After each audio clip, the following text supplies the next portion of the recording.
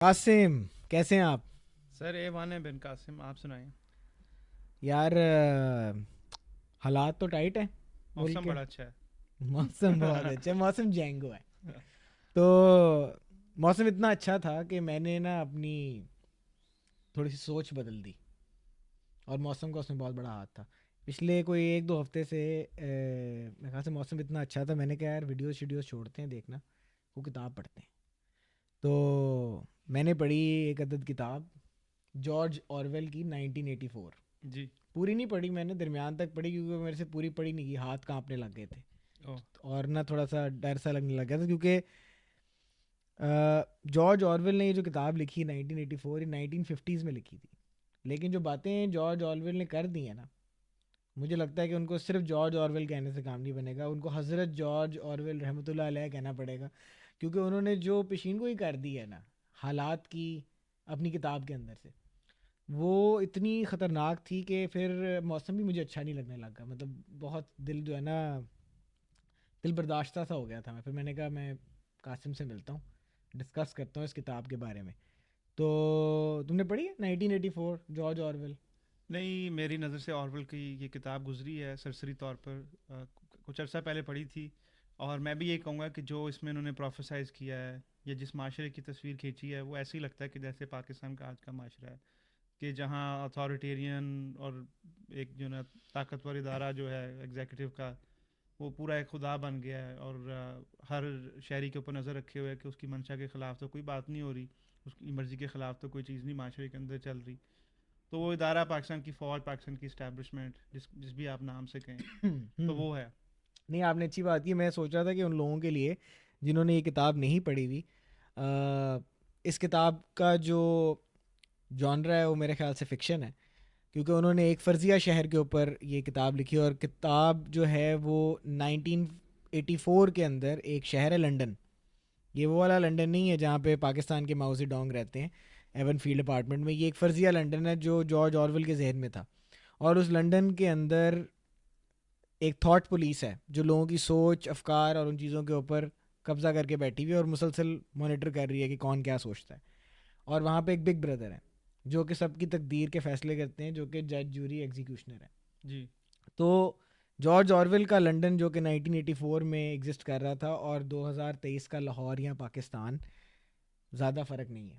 کیونکہ big brother جو ہے، جو لنڈن میں کر رہا تھا، وہ یہ تھا کہ اس نے سوچ اور افکار اور فریڈم آف سپیچ، یعنی جو آزادی اظہار رائے کا حق ہے، وہ ختم کر دیا تھا.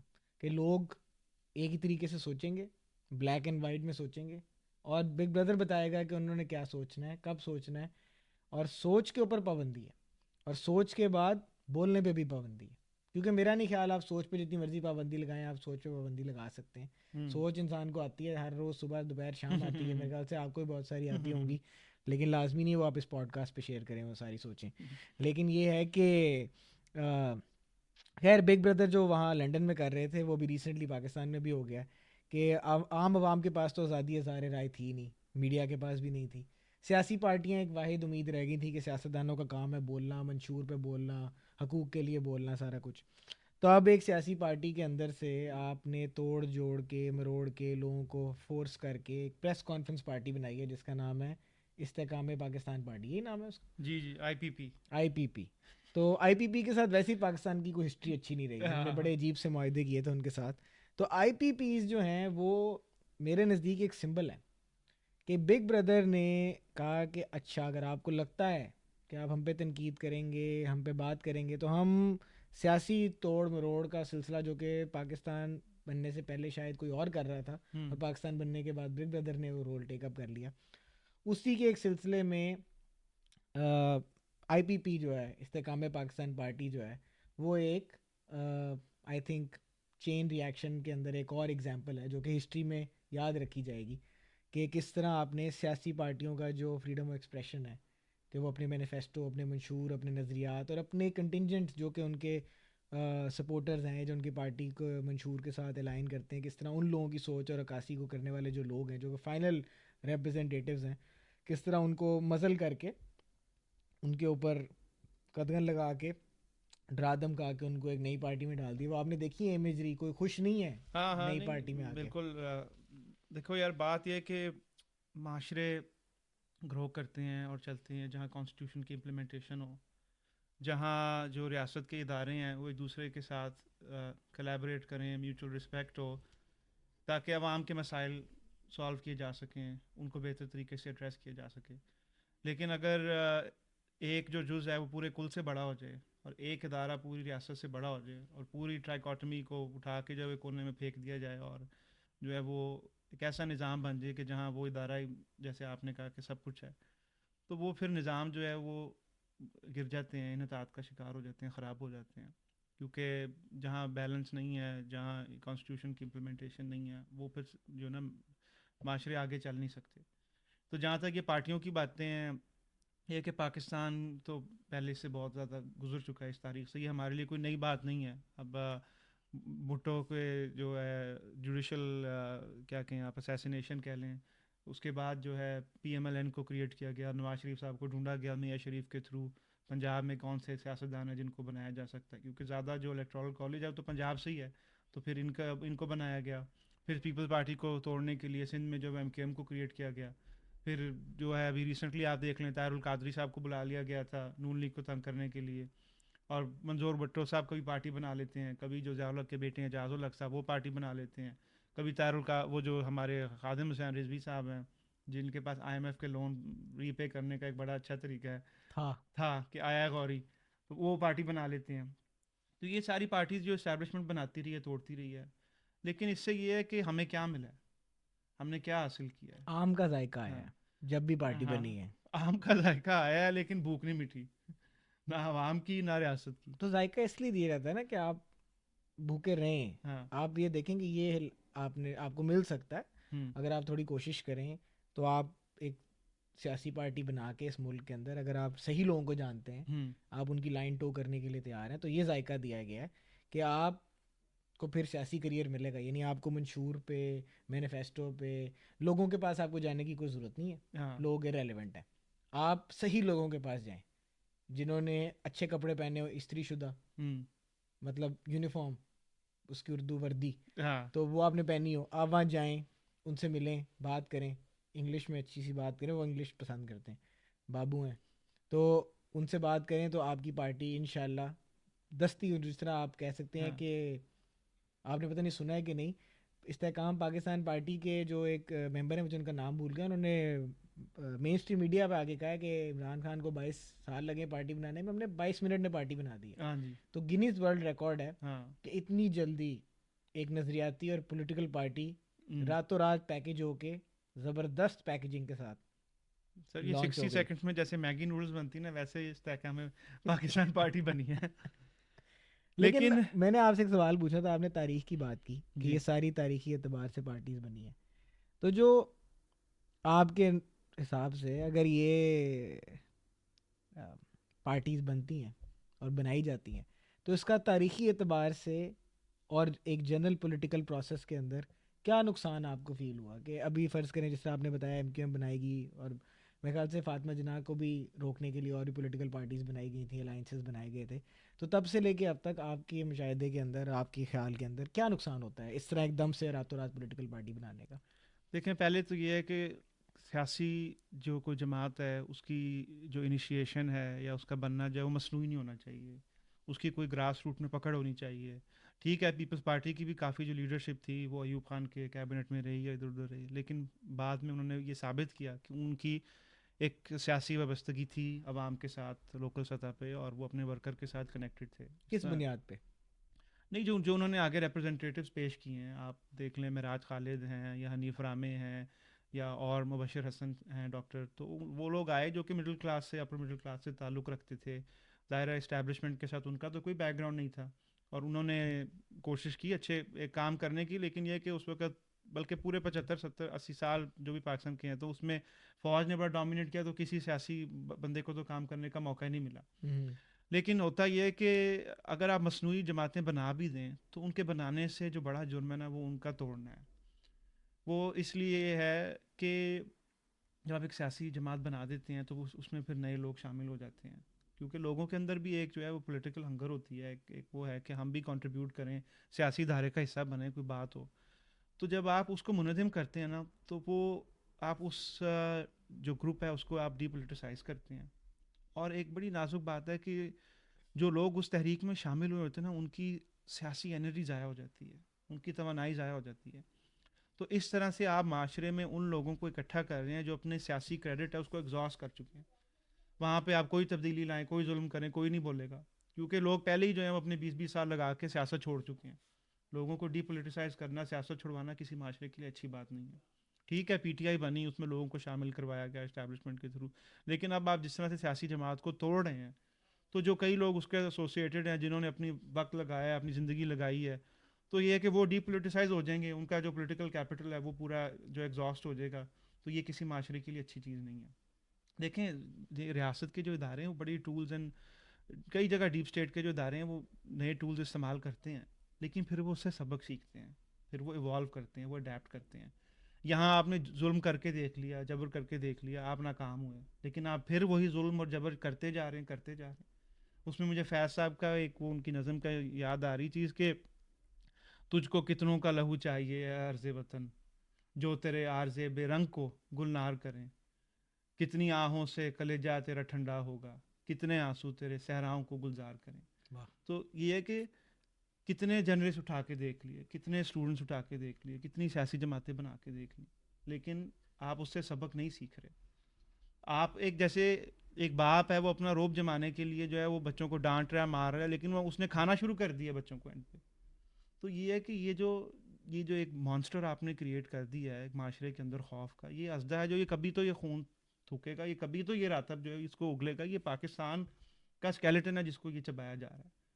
تو اس پر بھی غور کرنے کی ضرورت ہے. اور جیسے کئی لوگ کہتے ہیں، اعتزاز صاحب نے بھی کہا کہ ریاست ہوگی ماں کے جیسی، یہ صرف کوئی ایموشنل ریٹرک نہیں ہے. واقعی میں جو ریاست ہوتی نا، وہ سافٹ ہینڈس کے ساتھ سٹیزنس کے ساتھ ڈیل کرتی ہے. وہ پروٹیسٹ کرتے ہیں، تو یہ سائنز ہیں، سمٹمز ہیں جو وہ آپ کو کنوے کر رہے ہیں کہ معاشرے میں یہ مسائل چل رہے ہیں. آپ ہر جگہ آئرن ہینڈڈ نہیں چلتے. پیزا ڈلیوری کے لیے جو ہے وہ فراریاں استعمال نہیں کرتے، مچھر مارنے کے لیے آپ جو ہے رائفلز نہیں یوز کرتے. تو اگر لوگوں نے احتجاج کیا بھی ہے، لوگوں نے پروٹیسٹ کیا بھی ہے، کیونکہ نہ نوکریاں ہیں نہ سماجی مسائل کا، تو آپ نے ذکر ہی کیا، تو اس میں کیوں نہ بندے باہر نکلیں، لوگ گربانوں کو کیوں نہ ہاتھ ڈالیں حکمرانوں کے. نہیں، تو نے بات بہت ساری کی ہیں، لیکن اس میں پہلے میں ایک سوال جو ہے نا ہوں. وہ ڈیکنسٹرکٹ کرنا بڑا ضروری ہے کہ یہ کون لوگ تھے جنہوں نے رائفلیں استعمال کی مچھر مارنے کے لیے؟ یہ فوج ہے، اوہو. فوج کے ادارے ہیں، ظاہر ہے اسٹیبلشمنٹ ہے جو کر رہے ہیں. کہ اب آپ دیکھیں پروٹیسٹ جیسے پچھلی دفعہ بھی ہم نے ذکر کیا، کہاں نہیں ہوتے. پورے نیو یارک کے اندر مینہٹن ٹائم اسکوائر کو انہوں نے گھیراؤ کر لیا تھا جارج فلائڈ کے واقعے پہ. فرانس کے اندر آپ دیکھ لیں، پیرس کے اندر جو انہوں نے چیزیں کی ہیں. تو اب ریاست یہ کرتی ہے کہ اس کو ایڈریس کرے. یہ تو ایک انہوں نے آپ کو بتایا ہے کہ یہ بیماری ہے معاشرے کے اندر موجود ہے ریسزم کی، یا جو آپ کانسٹیٹیوشنل امینڈمنٹس لے کے آ رہے ہیں پریزیڈنشل پاورز کا یوز کر کے. یہ نہیں ہے اس کا رد عمل کہ آپ گھر گھر جا کے بندے اٹھائیں، ان کی بہنوں کو ماریں، بیٹیوں کو ماریں، کسی بھی حکومت کے اندر ہو، عمران خان یا Noon league, regardless of the political party. یہ غلط طریقہ ہے جو آپ اپروچ اپنا رہے ہیں. آپ اس کو سالو کریں، لوگوں کے ساتھ انگیج کریں، لوگوں کو آن بورڈ لیں. اور پھر آپ کس منہ سے کہتے ہیں کہ کشمیر کے اندر جو ہے وہ 70 سال سے انہوں نے ملٹری کے تھرو جو ہے وہ پیس مینٹین کیا ہوا ہے ایک آرٹیفیشل نوعیت کا، آپ اس کو غلط کہتے ہیں نا. تو پھر آپ جو بلوچستان میں کر رہے ہیں وہ کس طرح سے غلط نہیں ہے؟ آپ جو اسٹوڈنٹس کو اٹھا رہے ہیں، آپ جو لوگوں کو غائب کر رہے ہیں، وہ کس طرح سے غلط اب تو نہیں بات بلوچستان سے آگے آ ہے؟ گئی ہاں. ہوئی ہے نا. اب تو نہیں، یہ بات لاہور کے لوگ اٹھائے جا رہے ہیں. نہیں، اب تو ہاں. بات لاہور کی نہیں ہے. بات یہ ہے کہ ایک تو ہماری بدقسمتی یہ ہے کہ میرے خیال سے شاید یہ ایک انسانی کیفیت ہے کہ جب تک آگ آپ کے اپنے گھر تک نہیں آتی نا، ہوں. جب تک آپ اس کی ہیٹ نہیں فیل کرتے، تب تک آپ کو احساس نہیں ہوتا کہ آپ نے کچھ تبدیل کرنا ہے، کچھ بدلنا ہے، کوئی پرابلم ہے. تو اب پرابلم جو ہے وہ انیشلی تو کبھی بھی پنجاب کے اندر، جو کہ ہسٹوریکلی باقی صوبے جس طرح دیکھتے رہے ہیں کہ پنجاب جو ہے وہ ملٹری میں بھی پاور رکھتا ہے، بیوروکریسی میں بھی پاور رکھتا ہے، بیکاز آف ان کی پاپولیشن زیادہ ہے. پنجاب جو ہے وہ پروڈیوس بھی زیادہ کر رہا ہے ایگریکلچر کے لحاظ سے، انڈسٹری بھی ہے، سارا کچھ جو بھی ہے. تو ایک ڈومیننس ہے پنجابی کلچر کی جس کو پنجابی مائنڈ سیٹ بھی ہاں کہتے نہیں ہیں. ٹھیک ہے، پنجاب کو زیادہ گالی پڑی ہے ٹریڈیشنلی لیکن کیونکہ اب دیکھو پاور میں پنجاب حصہ سفر تھا. کر رہا ہے. ہاں نہیں، اب پچھلے 5 4 5 سال سے پنجاب سفر کر رہا ہے. پہلے پنجاب کے ایک بڑے سیاستدان جو ہیں نواز شریف صاحب ہیں، گو کہ میں ان کی پالیسیز کا اختلاف کرتا ہوں، ان کو جو ہے وہ ایک ڈی پولیٹیسائز کیا گیا، ڈس انفرنچائز کیا گیا، ان کو باہر نکالا گیا سیاست کے دھارے سے. اب وہی جو ہے وہ ریپیٹ ہو رہا ہے عمران خان کے ساتھ، ان کو سیاست سے باہر نکالا جا رہا ہے. کس لیے، کس ایجنڈے کے تحت، اس سے کیا حاصل ہوگا، ملک کہاں جائے گا، اس کی کسی کو پرواہ نہیں ہے. جی ڈی پی کی جو آپ کی وہ آدھا فیصد گرو کر رہی ہے، اس کی کسی کو پرواہ نہیں ہے. پرواہ یہ ہے کہ صرف ہم اپنے اسکور سیٹل کر لیں یا ہم کسی سیاسی بندے کو ہے وہ طاقت سے باہر نکال دیں، یہ کر دیں. تو ہاں اس طرح یہ. سے جو ہے نا پھر وہ ملک آگے نہیں چلتے. تو اب آپ مجھے بتائیں کچھ ایسی پارٹیاں جو کہ جیسے استحکام پاکستان پارٹی بنی تھی، ہوں. ہسٹوریکلی کون سی ایسی پارٹیز ہیں جن کا اب ہمیں نام بھی نہیں پتہ لیکن وہ بنائی گئی تھیں اور انہوں نے الیکشن کے لیے یا جو انہوں نے اپنا ایجنڈا یا نیریٹو بلڈ کرنا تھا اس وقت اسٹیبلشمنٹ نے یا فوج نے، انہوں نے ان کو استعمال کیا اور پھر وہ ختم ہو گئی؟ کوئی ایسی ایگزامپلز ہیں؟ نہیں، ابھی ریسنٹ پاس میں آپ دیکھیں یہ پاکستانی عوامی تحریک، ابھی میں ان کے بارے میں دیکھ رہا تھا، طاہر القادری صاحب کی جماعت جو ہے، ہوں پہلے تو وہ ایک مذہبی پیشوا کے طور پہ ان کا زیادہ تر کام رہا، لیکن جب نواز شریف یہ دھرنا چل رہا تھا خان صاحب کا جو 100 دن چلایا گیا، تو ان کو بلایا گیا وہاں سے کہ وہ اور پریشر ایڈ کریں. ہوں وہ آئے تھے کہ جی میں مسائل کا حل کرنے کے لیے آیا ہوں اور یہیں پہ رہوں گا، وہ کروں گا. لیکن جب وہ اپنا کام اچیو کر گئے اور پریشر ایک حد تک مینٹین کر گئے، وہ واپس چلے گئے. آج کوئی ان کا نام نہیں سنتا. اس طرح کی تحریک لبیک پاکستان ہے، خادم حسین رضوی صاحب کی جماعت، راتوں رات جو ہے وہ لوگ کہتے ہیں لاہور کے، ہم تو جانتے ہیں لوگوں کو کہ اتنا فنڈ آ گیا کہ ہر کام تحریک لبیک کروا رہی ہے، روڈ کی مرمت کروا رہی ہے، لوگوں کو نوکریاں دلوا رہی ہے، لوگوں کے مسائل حل کر رہی ہے. تو وہ جب ایک دم سے ایک آرٹیفیشل گروتھ ہوتی ہے تو وہ لوگ سمجھ جاتے ہیں کہ ان کے پیچھے کون ہے. پھر اس سے ایک اور پرابلم بھی بڑی جو کریٹ ہوتی ہے، جو جس پہ آپ نے قاسم میرے خیال سے بہت ساری جو ہے وہ اپنی زندگی صرف کیا بولتے ہوئے، وہ یہ پرابلم ہے کہ آپ جب کسی بھی ریلیجیس پارٹی کو، جو کہ ایک ریلیجیس آرگنائزیشن ہے، جو کہ کسی ایک سیکٹ سے بلانگ کرتی ہے، کیونکہ مذہب ایک ایسا نیریٹو ہے جس پہ کوئی کلیکٹیو کنسنسس نہیں ہے، کافی ڈویژن ہے. آپ جب اس کو فنڈ کرتے ہیں تو وہ لوگ نمبر ایک تنقید نہیں برداشت کر سکتے کیونکہ ان کا مینیفیسٹو مذہب ہے، جی مذہب کی پرچار ہے. تو جی اس کا مطلب ہے کوئی بھی مذہبی پارٹی جو قرآن کے نام پہ سیاست کرے گی، آپ کو اپنی عوام کے بارے میں پتہ ہے، آپ کی عوام قرآن سے اور اس کی تکریم اور اس کے احترام میں جی جی کبھی بھی ایسا کچھ نہیں بولے گی. تو ایسی جماعت کو جو کہ مذہبی بنیادوں پہ بنائی جائے، جب آپ اس کو سامنے لے کے آئیں گے، جب ان کا کوئی مینیفیسٹو نہیں ہے، نیریٹو نہیں ہے، آپ ان کو فنڈ بھی دے رہے ہیں، آپ ان کو پاور بھی دے رہے ہیں، ان کے پاس اسٹریٹ پاور بھی ہے، تو آپ نے بنیادی طور پہ ایک بہت بڑی پرابلم کریٹ کر دی ہے کہ آپ نے لمیٹڈ مائنڈ سیٹ کے لوگوں کو، جن کا اصل میں کام سیاست نہیں ہے، آپ نے ان کو ایک ایسے فورے میں دھکیل دیا جہاں پہ تنقید بھی ہوتی ہے، سوال بھی اٹھتے ہیں، اور ان کا نیریٹو یہ ہے کہ جہاں پہ ایک بات خادم حسین رضوی صاحب نے کہہ دی یا کسی اور بندے نے کہہ دی تو کیونکہ وہ ایک جید عالم ہے تو جو وہ کہہ رہا ہے اس کو تسلیم. وہ آپ کی جو اکنامک پالیسی والی بات ہے کہ کسی نے ہوں سوال نہیں اٹھایا ہوں کہ خادم حسین رضوی صاحب کی کمپٹنس نہیں ہے، کیونکہ وہ سیاسی ان کی زندگی تھی نہیں، انہوں نے ایک مذہبی اسکالر کے طور پہ زندگی گزاری. جو بھی ان کے اوپینینز ہیں وہ اس کا پرچار کر سکتے ہیں، کھل کے کریں، ان کا فریڈم ہے. لیکن جب وہ ایک پولیٹیکل پارٹی بنا لیں گے تو پھر وہ لوگوں کو کہیں گے کہ ہم حق سچ پہ ہیں. ہوں تو آپ ایک پولیٹیکل سفیر نے میرے نزدیک بار بار ہسٹوریکلی اسٹیبلشمنٹ نے غلطی کی ہے کہ ہم نے ریلیجیس فگرس کو، ریلیجیس آئیڈیلس کو پہلے ہم نے وار اگینسٹ ٹیررزم میں یوز کرنے کی کوشش کی، ہم نے مدرسے بنائے، ہم نے لوگوں کو جہاد کے لیے ریڈی کیا، ہم نے ان سے تعلیم تربیت سارا کچھ چھوڑ کے ہم نے کہا کہ ہم نے ان کو انسٹرومنٹ بنانا ہے وار کا. وہ بنا کے پھر ہم نے اس کا بیک فائر ہوتے ہوئے دیکھا. 10 سال ہم نے اس کے مطلب اس میں فوجی شہید ہوئے، پولیس والے شہید ہوئے، عام لوگ 70-80 ہزار بندہ پاکستان کا مارا گیا دھماکوں میں، جنگ کرنے میں، اور اس سارے پرابلم کو سالو کرنے میں جو 1979 میں کسی نے کہا تھا کہ جی افغان جہاد جو ہے وہ پاکستان کے لیے ناگزیر ہے، ہوں اور اگر آج ہم افغانیوں کو سپورٹ کریں گے تو ہمیں اسٹریٹجک ڈیپتھ ہوگی، اگر انڈیا ہم پہ پش کرتا ہے تو ہم پیچھے جائیں گے. یہ بھی ایک اسٹریٹجی کسی جی بند جی جی کمرے میں بنی تھی جس کی آج تک کوئی اکاؤنٹیبلٹی نہیں ہوئی. ہوں تو میرے نزدیک جب بھی آپ سیاسی پارٹی کریٹ کرتے ہیں، پہلے تو وہ ان اٹ سیلف ایک عمل، جس طرح آپ نے بتایا ہوں کہ وہ اس کا کوئی فائدہ نہیں ہے. اس سے آپ پولیٹیکل جو سسٹم ہے اس کو آپ ختم کر رہے ہیں، لوگوں کو ڈی پولیٹیسائز کر رہے ہیں، آپ ڈسکریڈٹ کر رہے ہیں کہ آپ کو اسٹرگل کرنے کی ضرورت نہیں ہے، لوگوں سے آپ کو کوئی کنیکشن رکھنے کی ضرورت نہیں ہے، ریپرزنٹیٹیو اور کنسٹیچوئنٹ کا کوئی تعلق نہیں ہے. میں ہوں اگر گاؤں میں بیٹھا ہوں فرق نہیں پڑتا کہ مجھے کون ووٹ ڈالے گا کیا نہیں ہے. جو دوسرا بڑا مسئلہ ہے وہ ہے کہ طاہر القادری، تحریک لبیک جیسی پارٹیوں کو جب آپ لے کے آتے ہیں تو آپ ریلیجیس ایکسٹریمزم کو پاکستان میں بڑھا رہے ہاں ہیں، جی. جو نہیں، کہ یہ ایک آئی ایگری ود یو کہ ایمبلمیٹک پرابلم ہے پاکستان کی آئیڈینٹی کا. جی، یعنی آئی ایگری ود یو کہ یہ تو ایک جرم تو یہ ہے کہ ایک بالکل ہی آرٹیفیشل جماعت بنانا کہ راتوں رات آپ نے جو ہے وہ پی ایم ایل کیو بنا دی، جس میں شوکت عزیز صاحب جیسے لوگ جو ہیں وہ اس کے وزیر اعظم رہے ہیں، اس کی پارٹی کے سپورٹ، جن کا کوئی نہ نام ہے، نہ کوئی کانسٹیٹوئنسی ہے، نہ کوئی ووٹر ہے. لیکن اس سے بھی بڑی غلطی یہ ہے کہ ایک مصنوعی جماعت بنانا جس کی جو ایک مذہبی ایجنڈے کو لے کے آگے بڑھے، مذہبی ایجنڈے کے اوپر بنے. کیونکہ مذہب کے ساتھ لوگوں کی ایک ایموشنل اٹیچمنٹ ہوتی ہے، خاص طور پہ تیسری دنیا کے جو لوگ ہوتے ہیں. تو وہ ایک قسم کی آپ کی وائلیشن ہے انٹلیکچوئل لیول پہ، آپ کی ایکسپلائٹیشن ہے کہ آپ کو بیوقوف بنا کے جو ہے وہ آپ کو کہہ دیا کہ بھائی یہ ان فلاں کو مارو یا فلاں کے خلاف. مذہب نے اس ایریا میں بڑا جو نا بگاڑ پیدا کیا. وہ 47 کے اندر آپ دیکھیں کہ 1947 میں 200-300 سال سے اکٹھے ہندو سکھ مسلمان عیسائی پارسی رہ رہے تھے، لیکن اینڈ پہ جب ٹو نیشن تھیوری جتنا آگے بڑھی ہے تو لوگوں نے جو ہے وہ ایک دوسرے کو قتل کیا، ہمسایوں کو مارا ہے مذہب کی بیسس کے اوپر. تو ہم نے اتنا بڑا جینوسائڈ دیکھا ہے کہ جس کی تاریخ میں جو ہے وہ مثال نہیں ملتی. جب گرودوارے وہاں کھلا کرتے تھے تو وہاں پہ مسلمان پیر فقیر جا کے وہاں افتتاح کرتے تھے، ان کے پہلے جو قدم وہاں پہ بڑھوایا کرتے تھے. تو ایسی ہارمنی یہاں موجود تھی، لیکن بعد میں لوگوں نے ایک دوسرے کو کاٹا ہے اور مارا ہے. سکھوں نے بھی، مسلمانوں نے بھی، ہندوؤں نے بھی، سب نے کھل کے ظلم کیا. ہاں تو اسی مذہب نے بڑا نقصان پہنچایا ہے. ہاں اسی کی ایک انالوجی یہ بھی تو بنتی ہے نا کہ جب آپ پاکستان میں، آپ کو پتہ ہے ملٹیپل سیکٹس ہیں، جی جب آپ کسی ایک سیکٹ کی پارٹی کو اوپر لے کے آئیں گے تو آٹومیٹیکلی جب ان کو اسٹریٹ پاور آئے گی اور وہ پولیٹیکل پاور میں آئیں گے اور آپ ان کو کچھ بھی سیٹیں جتوائیں گے، تو نہ صرف وہ اپنے مذہبی اسٹیٹس میں، اپنے جو سیکولر سیکٹیرین اسٹیٹس میں اوپر چلے جائیں گے، ان کے پاس اگر ان کا اختلاف کسی اور سیکٹ کے پاس ہوگا جس کے پاس وہ ویزیبلٹی پاور، پولیٹیکل پاور یا اسٹریٹ کریڈیبلٹی نہیں ہے، تو پھر جب ان کی لڑائی ہوگی تو وہ اپنی وہ ساری پاور یوز کریں گے. تو لانگ ٹرم میں فرض کریں اگر آپ بریلویوں کو اوپر لے آتے ہیں یا وہابیوں کو کوئی ایک پارٹی بنا کے دے دیتے ہیں، اور ریگارڈلیس کہ یہ سیکٹیرین ڈفرینسز کیا ہیں، آپ یہ اسینشلی کر رہے ہیں کہ آپ ایک سیکٹ کو کہہ رہے ہیں کہ ہم آپ کو پاور بھی دیں گے، ہم آپ کو سپورٹ بھی کریں گے، آپ اس وقت لیجیٹیمیٹ ہیں.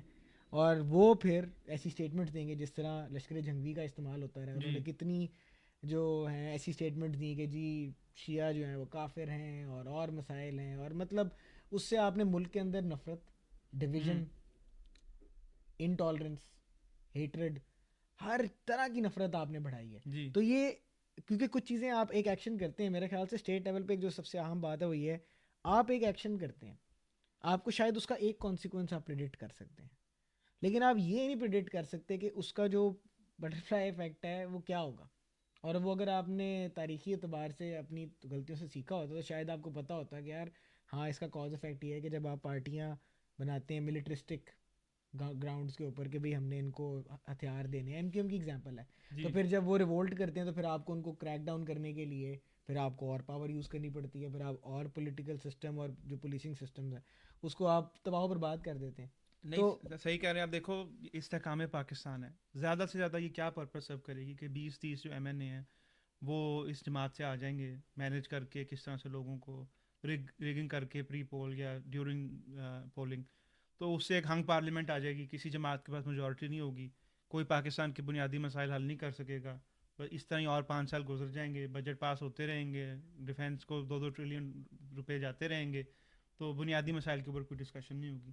کیونکہ جب آپ ایک جینون سیاسی پروسیس کو نہیں ہونے دیتے، کسی سیاسی جماعت کو آگے نہیں آنے دیتے، اس کی جڑیں مضبوط نہیں ہونے دیتے سوسائٹی میں، تو مسائل حل نہیں ہو سکتے. مسائل کے حل کے لیے چاہیے کہ ایک سیاسی جماعت کے پاس جو ہے وہ طاقت ہو، میجورٹی ہو، اس کے پاس ایک پاور ہو کہ وہ آ کے کوئی تبدیلی کر سکے، اتنا روم تو ہو کہ وہ پلے کر سکے. جب آپ کی کسی کے پاس روم ہی نہیں ہے، کسی کے 50 سیٹیں، 20 سیٹیں، 30 سیٹیں ہیں، اور ان میں سے 20-30 سیٹیں والی 2-3 جماعتیں ایسی ہیں جو اسٹیبلشمنٹ کی لائن ٹو کر رہی ہیں، تو کون سی تبدیلی آ سکتی؟ کوئی تبدیلی نہیں آ سکتی. میرے خیال سے وہ تو اسٹیٹس کو مینٹین کرنے کے لیے آپ نے سب کچھ کرنا ہاں ہے. آپ تبدیلی تبھی لے کے آتے ہو جب آپ نے کوئی لانگ ٹرم پالیسی سوچی ہو. تو اگر اس وقت اسٹیبلشمنٹ سے آپ پوچھیں کہ آپ کو کیا لگتا ہے کہ کلائمیٹ چینج جو پوری دنیا میں اس وقت اکنامک ریسیشن کی جو ہے وہ کیفیت آئی ہوئی ہے، پاکستان ایک 2 بڑے نیچرل جو ہے وہ ایونٹ سے گزرا ہے جس میں فلڈز ہیں، جس میں ارتھ کویکس ہیں، اتنی ساری چیزیں ہوئی ہیں پاکستان کے اندر جو کہ پاکستان کی اکنامک جو گروتھ ہے جو کہ ایگریکلچر بیسڈ ہے یا جی انڈسٹری بیسڈ ہے اس کو سٹنٹ کر گئی ہے. جی تو اب اگر آپ نے اگلے 10 سال میں کسی جگہ پہنچنا ہے یا اگلے 20 سال میں اپنے ملک کو سروائیو کروانا ہے، پھر آپ نے اس کی اکانومی کو گرو کروانا ہے اپنی پاپولیشن کے حساب سے، تو آپ کے پاس کوئی پالیسی ہوگی. جی اور پھر اگر آپ کا پالیسی ہے تو پھر آپ اس کو امپلیمنٹ کرنے کے لیے کوئی رستے ڈھونڈیں گے. تو اگر آپ کا پالیسی بھی نہیں ہے اور آپ ان لوگوں کو لے کے آ رہے ہیں جو کہ آپ پہ ڈپینڈنٹ ہیں، جن کو اقتدار آپ نے دیا، لوگوں نے نہیں دیا، ان ہوں کو کوئی فرق نہیں پڑتا کہ اگر وہ حکومت میں آ کے فیل ہو جائیں گے تو کوئی فرق پڑے گا، کیونکہ ان کا اقتدار کا تعلق پرفارمنس سے نہیں ہے، ووٹ سے نہیں ہے.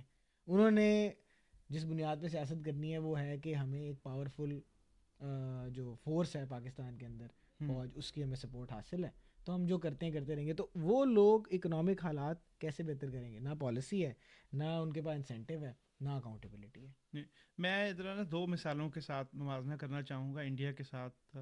لوگوں کو انکمفرٹیبل لگتا ہے جب آپ انڈیا کا ذکر کریں، لیکن پاکستان اور ان کے حالات بالکل ایک جیسے ہی تھے جب ہم نے اسٹارٹ کیا ہے شروع میں، اور اب آپ دیکھیں وہاں پہ کیا حالات ہیں.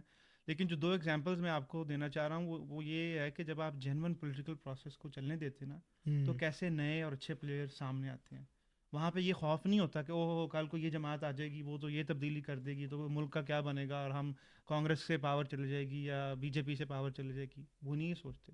اس میں ایک مثال تو یہ کہ عام آدمی پارٹی کی جو ایمرجنس ہے، آپ دیکھیں کہ دلی جو کہ ان کا کیپٹل ہے، اس کے اندر جو ہے ان کی حکومت ہے، اس صوبے کے اندر، اسٹیٹ کے اندر. تو انہوں نے اس کے اوپر کوئی وہاں پہ ڈیپ انجینئرنگ نہیں کی اسٹیٹ نے، کہ یہ تو ایک عام مڈل کلاس کے لوگ ہیں، یہ کیا کریں گے اور یہ کیسے ملک کو تباہ نہ کہیں کر دیں اور ہمارا جو امیج خراب نہ ہو جائے. تو آج وہاں پہ بہت اچھے طریقے سے، بہت زیادہ جو مسائل ہیں ان کو بہتر طریقے سے وہ ڈیل کر رہی ہے دوسری اسٹیٹس کے مقابلے میں. دوسری جماعت ابھی ریسنٹلی کیرلا کے اندر جو ہے وہ کمیونسٹوں کی جو پارٹی ہے وہ پاور میں آئی ہے. حالانکہ دیکھیں انڈیا جو ہے وہ امریکن بلاک کے اندر آتا ہے، اور اس کی جو پالیسیز بھی ہیں وہ امریکہ نواز رہی ہیں پچھلے 75 سال سے. لیکن انہوں نے ایک ویلفیئر ایجنڈا کی جماعت اور ایک کمیونسٹ ایجنڈا کی جماعت جو ہے وہ اس کو آنے دیا، کیونکہ اس کی حقیقی گراس روٹ میں جو تھی وہ سپورٹ تھی اس کا. لوگ باہر نکلے ہیں، انہوں نے اس کے لیے آواز اٹھائی ہے. تو اگر آپ یہاں پہ نظام چلنے دیں تو یہاں بھی سوال کرنے والے لوگ موجود ہیں. یہاں کے جو پروفیسرز ہیں، وکیل ہیں، لکھاری ہیں، یا اور جو دیگر شعبہ سے لوگ کام کرتے ہیں، وہ آ کے لیڈرشپ جو ہے وہ پرووائڈ کریں گے اور بات کریں گے. لیکن جب آپ ایک ایسا بند ماحول رکھیں گے، پریشر کوکر ماحول کے، جہاں پہ جس کو آپ موقع دیں گے وہ بات کر سکتا ہے، وہ چل سکتا ہے. دیکھیں گن پوائنٹ پہ آپ رکھ کے جماعتیں چھڑوا رہے ہیں لوگوں سے، 12 12 دن پانی دوائیاں نہ دے کے آپ ان کو ٹارچر کر کے جماعتیں چھڑوا رہے ہیں. تو یہ سیاست کی کوئی بہتری تو نہیں ہو رہی. ہم پیچھے جا رہے ہیں، ہم اور خرابی کی طرف جا رہے ہیں. جب آپ نے کہا ہم پیچھے جا رہے ہیں اور خرابی کی طرف جا رہے ہیں، تو وہ خرابی کیسے پیدا ہو؟ کیونکہ میں آپ کو ایک اور ویو پوائنٹ دیتا ہوں. لوگوں کا خیال یہ ہے کوئی فرق نہیں پڑے گا پاکستان میں، آپ لوگوں کو جتنا مرضی کرش کر لیں، کوئی فرق نہیں پڑتا. ہماری نمبر ایک سب سے آپ نے سنا ہوگا آرگومنٹ کہ ہماری عوام کی شارٹ ٹرم میموری ہے. بعد میں کوئی ایک بڑا سارا انسیڈنٹ ہوگا انڈیا پاکستان کے درمیان، جس کے بنیاد پہ ہم دوبارہ سے اسٹیبلشمنٹ اور فوج کے جو ہے وہ ہماری عوام فین ہو جائے گی، اور عوام بھول جائے گی کہ جو سیاسی بلنڈر، جو غلطیاں، انٹرفیرنس یا ڈیو پروسیس کی وائلیشن ہوئی ہیں، لوگوں کو پکڑا گیا ہے، مارا گیا ہے، اٹھایا گیا ہے، زد و کوب کیا گیا، لوگوں کے بیوی بچے اٹھائے گئے ہیں، وہ سب لوگ بھول جائیں گے. تو کوئی فرق نہیں پڑے گا. تو آپ جب کہتے ہیں کہ سیاسی جو یہ خرابی ہوگی، ہم پیچھے چلے جائیں، کیسے چلے جائیں؟ کیونکہ یہ ایک آرگومنٹ ہے کہ ہماری عوام کو کوئی فرق نہیں پڑتا. ہاؤ ڈو یو ویو نہیں، دس؟ دیکھیں بات یہ کہ چیزیں جو ہوتی ہیں وہ ڈفرینٹ ٹائم اسکیل کے اوپر ہوتی ہیں. اب ماڈرن انسانی تاریخ جو ہے وہ 1 لاکھ سال پرانی ہے، جس میں کئی چیزیں جو ہیں وہ بڑے بڑے پیریڈس کے اندر ہوتی ہیں، اور پھر کئی پیریڈز ہوتے ہیں جو سائلنٹ ہوتے ہیں، جس میں کوئی زیادہ ترقی نہیں ہوتی. تو پاکستان کے اندر تو 75 سال کے اندر یہاں پہ بہت کچھ یہاں پہ ہو چکا ہے. یہاں پہ آدھا ملک جو ہے وہ ہوا. اگر وہاں ایسا ہی ہوتا کہ لوگ ظلم سہتے، تو آپ نے کھل کے وہاں ظلم کیا ہے 71 میں، پروفیسروں کو مارا، لوگوں کے ہاتھ کاٹے، وہاں پہ میڈیا کو رکھا، سب کچھ کر کے وہاں سے پٹسن اٹھا کے جو ہے وہ آپ یہاں لے کے آ جاتے تھے ادھر پنجاب کے اندر. تو پھر اس کا نتیجہ نکلا نا، ملک ٹوٹا نا. اب بلوچستان کے اندر آپ جو کر رہے ہیں، تو وہاں پہ آج تک آپ آرٹیفیشلی آپ نے پروجیکٹ وہ سیاست کو کنٹرول کر کے رکھا ہوا ہے. آپ نیچرلی چیزوں کو نہیں چلنے دے سکتے اس خوف سے کہ کہیں چیزیں جو ہیں وہ ہمارے ہاتھ سے باہر نہ نکل جائیں. تو پھر نقصان اٹھانا پڑا نا آپ کو. تو اب آج جو پنجاب کے اندر جو نئے لوگ ہیں، یا ہم جو نوجوان لوگ ہیں، ہم سوال اٹھا رہے ہیں کہ کیوں نہیں جو ہے وہ آپ کیوں سیاستدانوں کو پکڑ کے جو ہے وہ ان کو وہ آپ جو ہے ملک بدر کر رہے ہیں، اس طرح کے حالات آپ کر رہے ہیں. تو ہم فرق آیا ہی ہے. ہاں، ایک میرے خیال ہاں سے اس میں ایک مثال بنتی ہے آپ کی بات میں کہ وہ جو رومانس تھا نا ہاں، وہ ٹوٹ فوج گیا ہے. سے، وہ ٹوٹ وہ گیا. ٹوٹ گیا. کیونکہ اب ایک جنریشن ہے ہوں جس کے پاس نہ نوکری ہے، ہوں نہ پراسپیکٹ ہے نوکری کا، نہ کوئی خوشحالی اسے نظر آ رہی ہے ہوتے ہوئے. آپ فرض کریں اگر آج آپ 20 21 سال کے اور آپ پاکستان میں بڑے ہو رہے ہیں مڈل کلاس گھر میں، جس آپ کے اسکیل کی انسرٹنٹی ایگزسٹ کرتی ہے، وہ کیا کرے؟ اگر وہ یونیورسٹی ایجوکیشن لے لے گا تو کیا اس کو جاب ملے گی؟ نہیں. کیا اس کے لیے کوئی ملٹی نیشنل کمپنیاں پاکستان میں جاب اپرچونیٹیز کریٹ کر رہی ہیں کہ وہ ایسی تنخواہ کما سکے گا جس کی بنیاد پہ جو اس نے انویسٹمنٹ کی ہے ڈگری حاصل کرنے کی, جو کہ ساری امریکہ میں ہوتا ہے کہ آپ ڈگری وہ کرتے ہو لون لے کے, جس کا آپ کو نظر آتا ہے کہ جب میں نوکری کروں گا تو میں لون, پراسپیکٹ ہے. پراسپیکٹ ہے, میں لون اتار دوں گا, میرے پیسے ہو جائیں گے, یا جو بھی ہے. انگلینڈ کی ایگزامپل اٹھا لیں کہ وہاں پہ بھی ایجوکیشن اس طرح ہی چلتی ہے. تو پاکستان میں اگر میں ڈاکٹر بننا چاہتا تھا یا میں انجینئر بننا چاہتا, تو وہ ڈاکٹر اور انجینئر تو سارے باہر آ رہے ہیں, یو اسمبلی کر کے, اسٹیپس دے کے, پلیب دے کے, انجینئرنگ کے ایگزامس دے کے, وہ لوگ ادھر آ رہے ہیں. تو پیچھے جو لوگ رہ گئے ہیں وہ ہیں جن کے پاس موقع نہیں ہے نکلنے کا. تو آپ نے ان لوگوں کو قید کیا ہوا جی. اور وہ افراتفری میں. تو جب اتنی افراتفری میں آپ انسانوں کو ڈالیں گے تو کوئی نہ کوئی تو سوچ پیدا ہوگی نا کہ یار اس پرابلم کا سلوشن کیا ہے. اور اگر وہ پرابلم آئیڈینٹیفائی نہیں کرتے اور وہ سلوشن بھی نہیں ڈھونڈتے, ان میں اگریشن اور غصہ اور فرسٹریشن تو بلڈ اپ ہوگی. ہاں جی. تو ایک جنریشن اب آپ بڑی کر رہے ہیں جو ان حالات میں نہ تو ان کو ملک سے کوئی پیار ہے, نہ تو اس کی فاؤنڈیشن سے کوئی پیار رہے گا, اور وہ ایک ابہام, ایک جو ہے نا وہ اس کے لیے مجھے نہیں پتا اردو کا لفظ کیا ہے, جس میں آپ بیسیکلی ایک انسرٹنٹی. اضطراب کی کیفیت میں آپ بیٹھے ہوئے ہیں ہوں. کہ یار کیا ہے یہ کیوں ہے بھائی, ہوں. میں ادھر سے کدھر جاؤں. ٹھیک ہے, ہوں. تو وہ لیکن جنریشن جب بڑی ہوگی تو وہ کیا کرے گی آپ کے خیال میں؟ اگلے 5-6 سال میں فرض کریں اگر ملک ہمارا اسی حالات میں رہ پڑتا ہے, تو کیا وہ جنریشن اسی بلائنڈ رومانس کے ساتھ پاک فوج زندہ باد, عدلیہ زندہ باد, سیاستدان زندہ باد کرے گی؟ نہیں, نہیں کرے گی. لیکن یہ کہ سیاستدانوں کو میرے خیال میں زیادہ گالی پڑتی ہے جتنی ان کا وہ ڈیزرو کرتے ہیں. پر یہ ہے کہ فوج سے تو نہیں کرے گی. لیکن پہلا جو پوائنٹ تھا نا, میں اس پہ جانا چاہوں گا کہ کیا فوج کو موقع ملے گا کہ نہیں باؤنس بیک کرنے کا. تو اس میں یہ ہے کہ دوسری جنگ عظیم کے بعد جو ہے نا, دنیا کے اوپر دو جو سپر پاورز ہیں وہ کو ایمرج کر رہی تھیں. ایک تو یہ روس ہے اور امریکہ ہے, اور ایک پوسٹ کلونیل دور تھا کہ آپ ڈائریکٹ کیپچر نہیں کر سکتے تھے لیکن آپ انڈائریکٹلی اپنی اتھارٹی اور پاور ایکسرسائز کرنا چاہتے تھے. تو پھر اس ریجن میں کافی انٹرسٹ رہا, رشیا کا رہا یا امریکہ کا رہا. تو وہاں پھر انہوں نے تھرڈ پلیئرس کو ڈھونڈا جن کی سپورٹ حاصل کر سکیں, جس میں پاکستان کی اسٹریٹجک امپورٹنس بہت بڑھ گئی. لیکن اب اگر آپ ایسے دور کی طرف جا رہے ہیں کہ جہاں اگلے 10-20 سال تک کوئی ایسا ایڈونچر نہیں ہوگا, نہ امریکہ کی طرف سے, نہ چائنا کی طرف سے جو, یا رشیا کی طرف سے جو بڑے اس وقت پلیئرز ہیں, تو پاکستان کو سپورٹ نہیں ملے گی, اور آرمی پاکستان کی دوبارہ امپورٹنٹ نہیں ہوگی. اور اس کے ساتھ ساتھ یہ ہے کہ اگر انڈیا سے کوئی پریشر آتا بھی ہے تو وہ ان کو ہیلپ نہیں کرے گا, ہرٹ کرے گا. کیونکہ ابھی یہ جب 2 سال پہلے انہوں نے کشمیر کا جو ہے اسٹیٹس کینسل کیا یا 370 کو خارج کر دیا, تو کیا یہاں پہ ریئیکشن آیا؟ یہاں تو کوئی ریئیکشن نہیں آیا, ختم ہو گیا. اور بلکہ کشمیر کی جو ہے قیادت مایوس ہوئی ہے, حریت قیادت بھی اور دوسرے بھی جو ان کے دلی کے ساتھ جو الائنڈ قیادت ہے, فاروق عبداللہ کی یا محبوبہ مفتی کی, وہ لوگ بھی بڑے ڈس اپوائنٹ ہوئے ہیں کہ پاکستان نے تو بالکل کوئی ریئیکشن ہی نہیں دیا. اس کا مطلب یہ کہ 19-20 کا فرق نہیں رہ گیا, اب 19-22 کا فرق ہے. تو اب وہ آہستہ آہستہ چاہیں تو وہ اور بھی اگر اگریسو میجرز لیں تو پاکستان ریئیکٹ کرنے کی پوزیشن میں نہیں ہے. خیر, لیکن یہ کہ اب اس بحث کو ہم کنکلوڈ کرتے ہیں اور ایک طرف لے کے جاتے ہیں کہ جو بنیادی جو حقوق ہیں پاکستانی سٹیزنس کے یا جنرلی سٹیزنس کے, جیسے فریڈم آف اسپیچ ہے یا فریڈم آف ایکسپریشن ہے, اس کی کس طرح سے جو ہے وہ وائلیشن ہو رہی ہے اور خلاف ورزی ہو رہی ہے, اور کانسٹیٹیوشن کو نہیں مانا جا رہا, اور اس کی کیا سگنیفیکنس ہیں یا کیا کانسیکوینسز ہیں سوسائٹی کے اوپر, اس پہ تھوڑا سا آپ گائیڈ کریں. یار میں کیا گائیڈ کروں, میں تو خود سمجھنے کی کوشش کر رہا ہوں کہ ہمارا فریڈم آف اسپیچ پاکستان میں کب تھا کب نہیں ہے. فریڈم آف اسپیچ ہے کیا؟ ایک بنیادی حق ہے جو آپ کو اجازت دیتا ہے کہ آپ ریاست کے اوپر تنقید کر سکتے ہیں. ریاست کی جو انسٹرومنٹیلٹیز ہیں اس پہ تنقید کر سکتے ہیں, جس میں پارلیمنٹ ہے, جس میں آپ کی ایگزیکٹو اور کسی حد تک آپ جوڈیشری پہ بھی تنقید کر سکتے ہیں.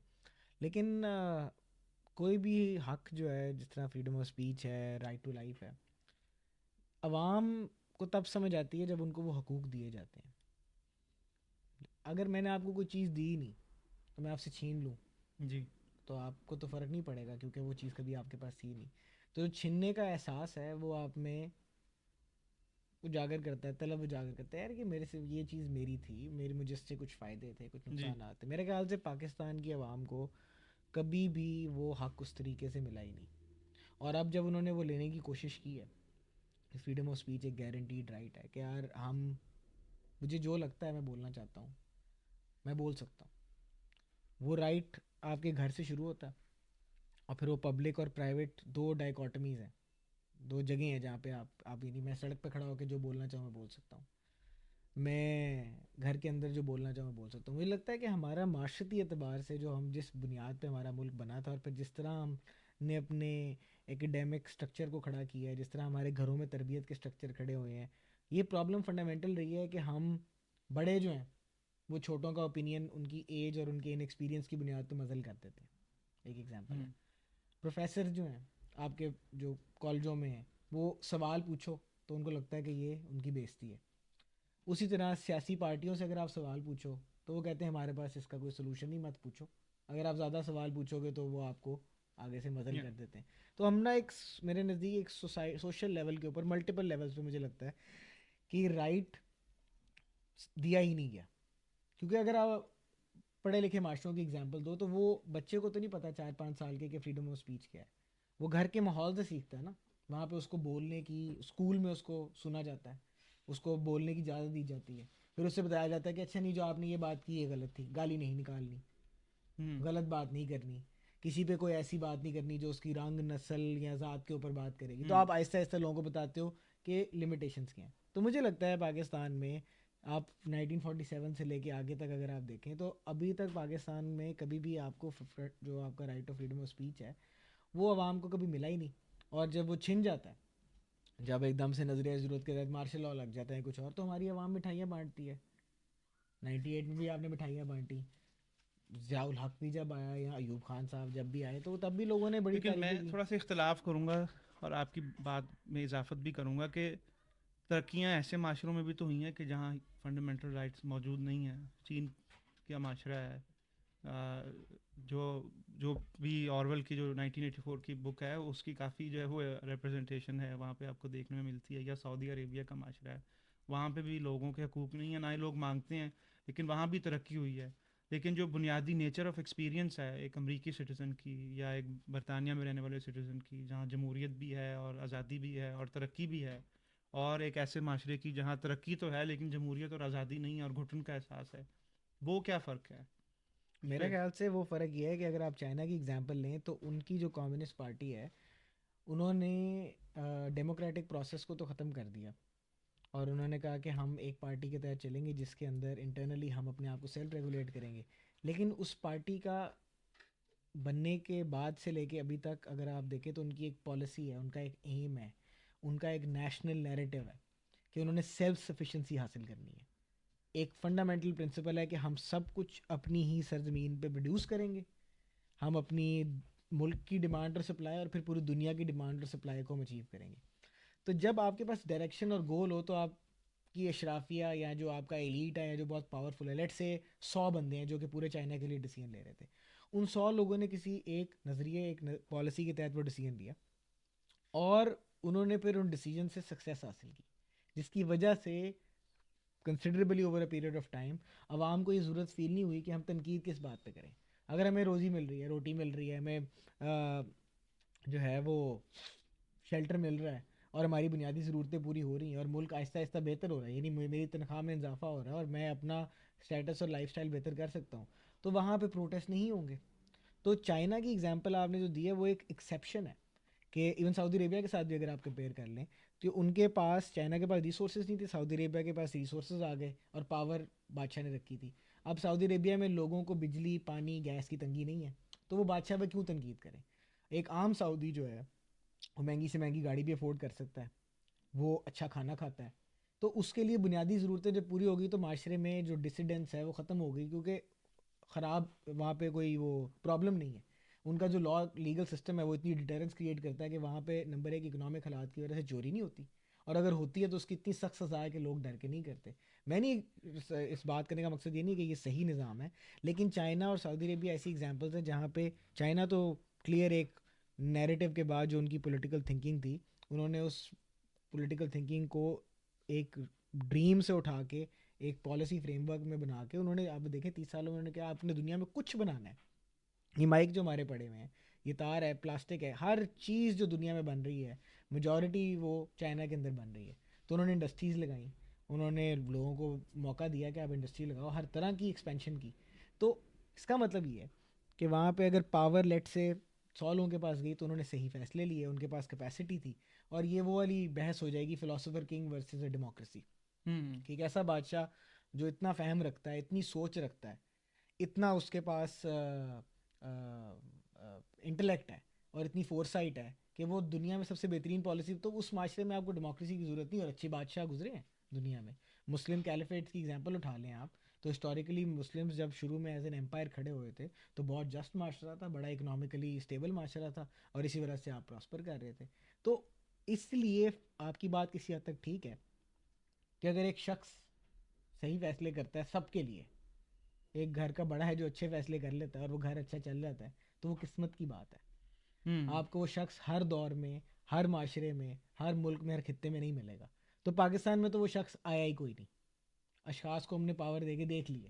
تو اس کا مطلب ہے ان معاشروں میں جہاں پہ ایسے لوگوں کی ڈر تھا, اور آپ ویٹ نہیں کر سکتے کہ ایک بہت بڑی شخصیت آئے گی وہ ہمارا سارا ملک ٹھیک کر دے گی, جس طرح ہمارے ملک میں بھی وہی ہے, ایک بندہ آئے گا ٹھیک کر دے گا, عمران خان آئے گا ٹھیک کر دے گا, نواز شریف آئے گا ٹھیک کر دے گا, ڈار صاحب آئیں گے ڈالر ٹھیک کر دیں گے, نواز شریف آئیں گے راتوں رات ٹی بی کا علاج نکل آئے گا. وہ پہلے نکل آیا ہے لیکن جو علاج ہونا چاہیے وہ بھی ہو جائے گا. تو ہم نے نظریاتی اعتبار سے ہمارا ملک اور چائنا اور سعودی عربیہ میں سرکمسٹانسز کا کچھ لک ہے, کچھ چانس ہے, اور کچھ لوگوں نے صحیح وقتوں پہ ہسٹوریکلی فیصلے کیے جس کی بنیاد کے اوپر ان کے ملکوں کی ڈائریکشن ڈفرینٹ چلی گئی. اور ہم نے جو فیصلے کیے ہیں, ہم نے فیصلہ کیا کہ اچھا ہم نے 25 سال تو کانسٹیٹیوشن بنانا ہی نہیں, ٹھیک ہے, پھر ہم نے شروع سے ہی لون لینے, 60 سے ہم نے لون لینا شروع کر دیے, اور ہم نے اپنا انفراسٹرکچر, ہم نے اپنا سسٹم بنانے کی کوئی کوشش نہیں کی, ہم نے بس ایڈ ہاک بیسس پہ جو آیا جس کو جیسا لگا کر دیا. تو ان معاشروں میں فریڈم آف سپیچ بہت امپورٹنٹ ہے, کیونکہ وہ لوگ جو غلط فیصلے کر رہے ہیں ان کی اکاؤنٹیبلٹی کرنے والے اور لوگ ہونے چاہیے جن کو ان فیصلوں سے افیکٹ مل رہا ہے.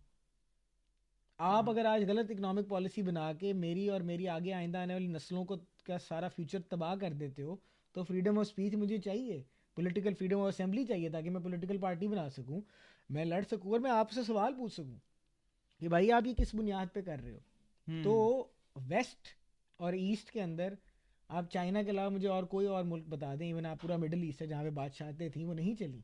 نہیں, مجھے حبیب جالب کا ایک شعر یاد آ رہا ہے کہ چین اپنا یار ہے پر وہاں جو ہے نظام اس طرف نہ جائیو. تو یہ لگتا ہے کہ اس خطے کی اگر تاریخ دیکھی جائے, یہاں کا ٹریڈیشن دیکھا جائے, تو یہاں ایسا ہی نظام بہتر رہے گا کہ جہاں عوام کی شمولیت ہو, کنٹریبیوشن ہو, کہ ترقی کیسے ہوگی اور ترقی کے اندر ان کو شامل کیا جائے, اور وہ ایک جمہوری نظام ہی ہے. کیونکہ اب اس پر تو کنسنسس ہو چکا ہے کہ اس پورے خطے میں بنگلہ دیش, پاکستان, انڈیا کے اندر ایک جمہوری نظام ہی وہ نظام ہے کہ جہاں مسائل کا حل ہو سکتا ہے. ہم اس نظام کی طرف نہیں جا سکتے جو وہاں پہ چائنا یا دوسرے جو ہے وہ وہاں پہ موجود ہے, سعودی عربیہ اور دیگر مثالیں آپ نے دی, بادشاہت کا نظام ہو یا communist party, one man rule, کوئی بھی اور چیز ہو. تو اب اسی پہ پھر اینڈ کرتے ہیں کہ کہ جو بگ بردر ہے وہ سبق سیکھے, کچھ جو غلطیاں ہوئی ہیں یا جو نقصان پہنچایا ہے اس کی پالیسیز نے, اور نئی سیاسی جماعتیں نہ بنائیں, پرانی سیاسی نہ یار, جماعتوں کو وڈا پرا ہے انج نہ کر. ان کو چلنے دیا جائے, ان کو کام کرنے دیا جائے, اور ایک فیئر پروسیس ہو, تاکہ پھر دیکھیں کہ ملک کس طرف جاتا ہے. تو بات تو پھر آپ نے اینڈ پہ وہیں ختم کی ہے کہ چائنا میں بیٹھا ہوا شخص جو ہے اس کے پاس نہ تو آزادی اظہار رائے ہے, نہ اس طرح ووٹ کا حق ہے, تو وہ امید کرتا ہے کہ اگر جی پنگ آئے ہیں تو وہ اچھے فیصلے کریں گے. تو اس کا مطلب ہے کہ ہم بھی آج اسی اختتام پہ بیٹھے ہیں کہ ہمارے جو حافظ جی پنگ ہیں وہ بھی اچھے فیصلے کریں. تو اس کا مطلب ہے کہ کوئی امید تو ہے نہیں. آپ نے جس بات پہ ختم کیا اس پہ تو پھر بات ہی ختم ہو گئی نا. بات ہی ختم کر دی ہے میں نے. چلیں قاسم, اچھا لگا آپ سے بات کر کے, اور میرا بھی تو نام لینا. Thank you bin Qasim, like wise. موسم اچھا ہے, میں کہا تھا جارج چلیں آرویل کی باہر کتاب چلتے ہیں. جو ہے نا پوری پڑھتے ہیں آپ. ٹھیک ہے. شروع میں صرف ہم نے پڑھ کے کوٹ کر دی. چلیں. چلو جی. اور اینڈ پوڈ کاسٹ کو لائک اور سبسکرائب کریں. اور اینڈ پوڈ کاسٹ اسپوٹیفائی اور ایپل پوڈ کاسٹ پہ بھی اویلیبل ہے. Tune in for some more content this coming week, جس میں ہم عدلیہ اور عدل و انصاف کے بارے میں بات کریں گے. ملتے ہیں اگلے ہفتے, اپنا خیال رکھیں, اللہ حافظ.